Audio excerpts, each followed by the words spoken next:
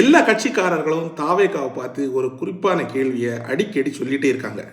உங்கள் ரசிகர்கள் பக்குவப்பட்ட தொண்டர்களாக இன்னும் மாறலை அப்படின்னு அடிக்கடி சொல்லிட்டு இருக்கானுங்க. எவன் சொல்கிறதுன்னு நம்ம பார்த்துருவோம். குறிப்பாக இப்போ ரீசெண்டாக சொல்லியிருக்கிறது தாவாக்கா கட்சி தலைவர் வேல்முருகன் அவர்கள். இந்த வேல்முருகன் எவ்வளோ பக்குவப்பட்டவர்னு நம்ம எல்லாத்துக்குமே தெரியும். இவர் மற்ற கட்சி தொண்டர்களை பக்குவப்பட சொல்கிறாரு.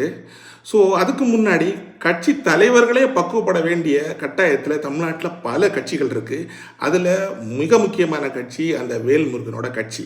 கொஞ்ச நாளைக்கு முன்னாடி தளபதி விஜய் அந்த 10ஆம் வகுப்பு 12ஆம் வகுப்பு தேர்ச்சி பெற்ற மாணவர்களுக்கு பரிசு கொடுத்த விழாவை பற்றி எவ்வளவு கொச்சையாக பேசியிருந்தாருன்னு எல்லாருக்குமே தெரியும்.